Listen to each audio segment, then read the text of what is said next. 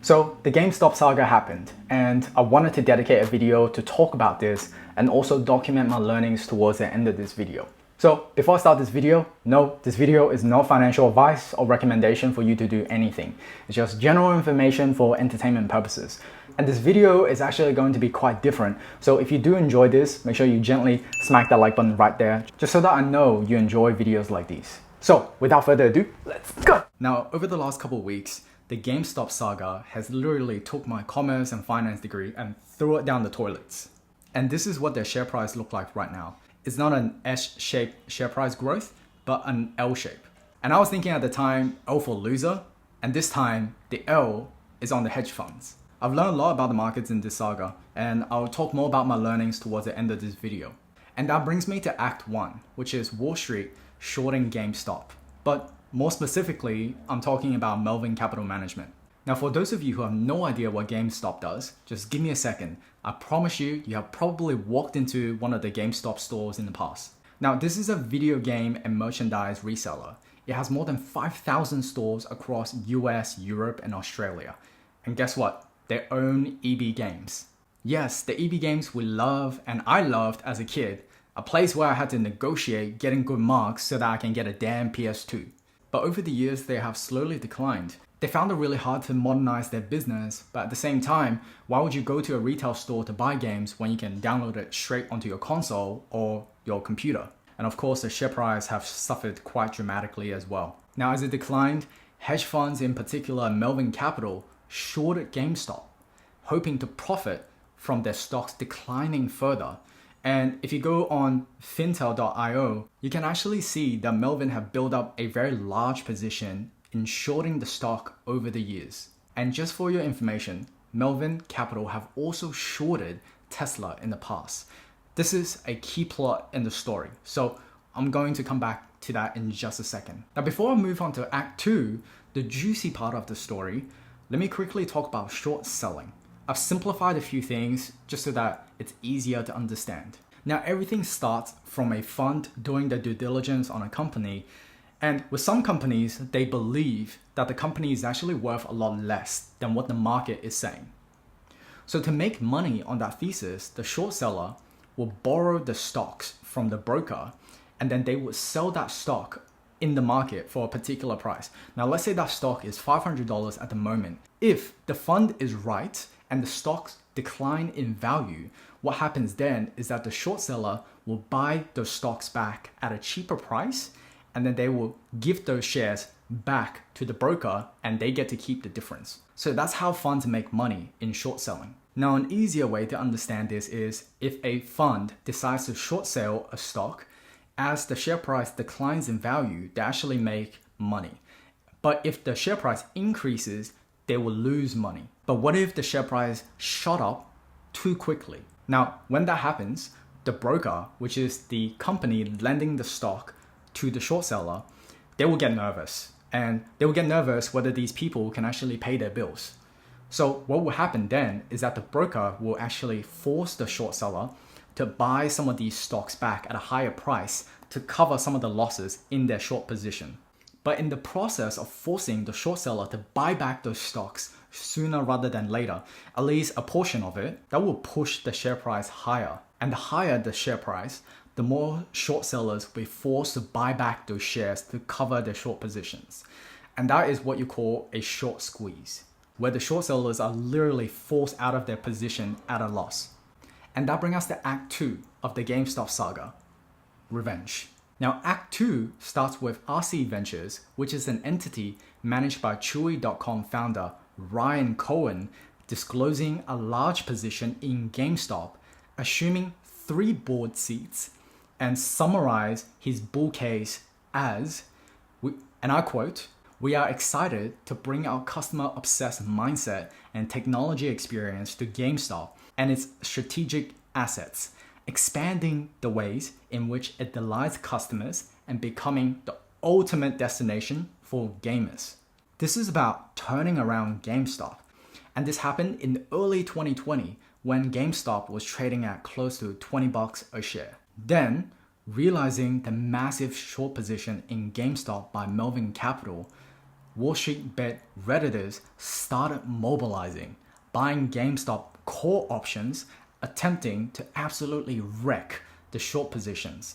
And it's important to know that the purchasing behavior is likely not because of the company, but as a matter of principle, reminiscing on the scars that Wall Street left in 08-09. But of course, some people are just piling in because of FOMO and trying to realize some of its gains. And once Wall Street Bets started mobilizing, Melvin Capital suffered massive losses.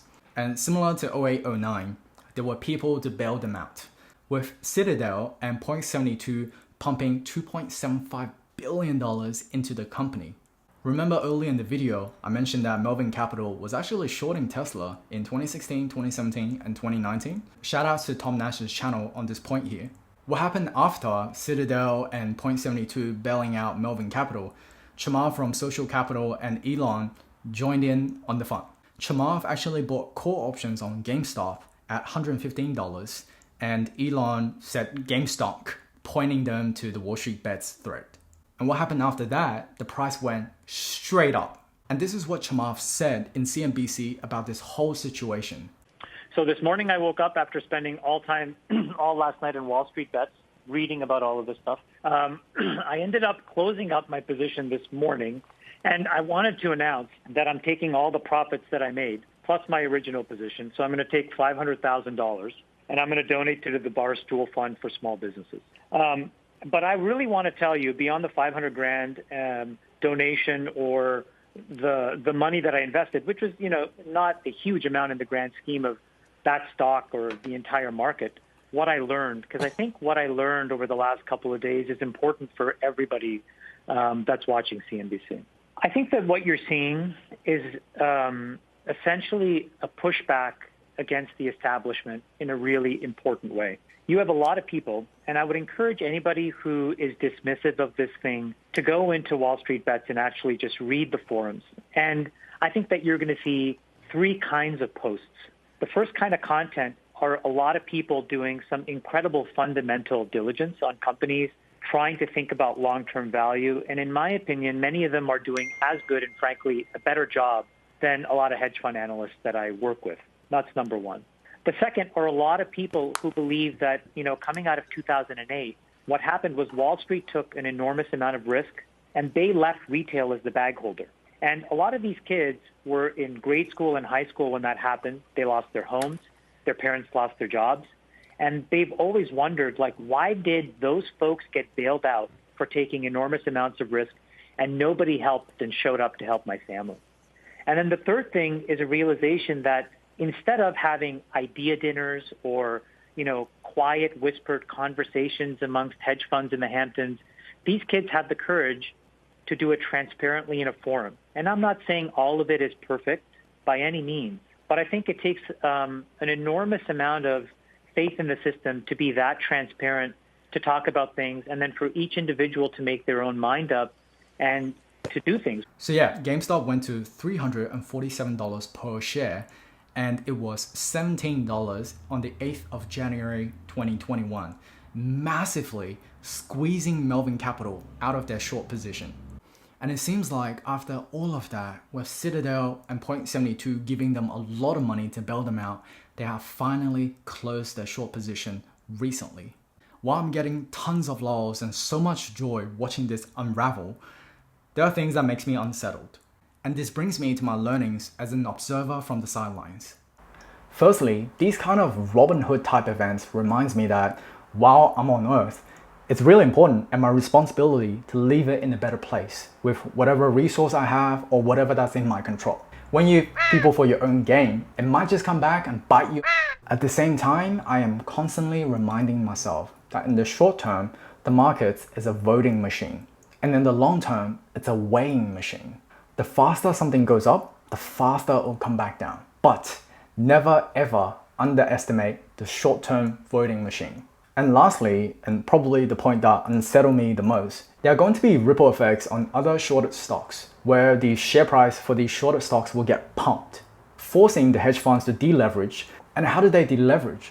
they might have to sell down some of their long positions to cover for some of the losses for their short position. And that could be initiation for a bigger correction. Would that be a good thing or a bad thing? Honestly speaking, I don't know.